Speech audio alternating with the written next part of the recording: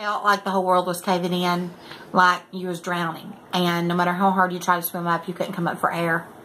Hi everybody, my name is Amanda. I am 32 years old. I've been married for almost 13 years, and together we have 3 children. Our oldest is 12, our little girl is 10, and our youngest little boy is 5. And my husband and I, we started out about like any other couple. We were young when we got married, so we struggled financially a little bit.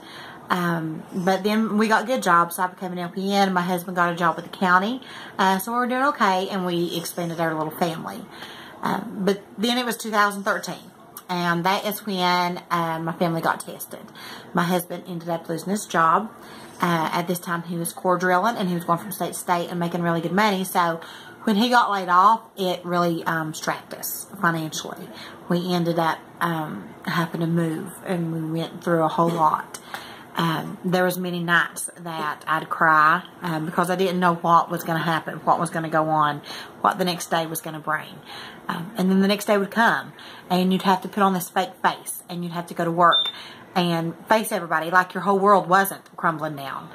And it was humiliating to face our family and our friends and our coworkers and especially our children.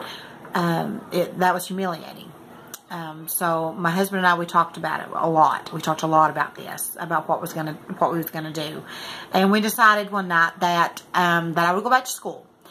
We knew that it was going to be a big sacrifice, but we felt like it was going to be worth it in the end. I'd been an LPN for many years, so it was high time I became an RN. And then school did start, and then when school started, so did studying, and it was studying all the time. If I wasn't at work, I was at school. And if I wasn't at school, I was studying. There were several times that I was at my oldest son's football practice, and I was in the bleachers studying while he practiced. And I'd have to have my mom watch the baby sometimes so I could study if I had a big test the next day. And that took a lot of time away from the kids. And I felt really guilty about that.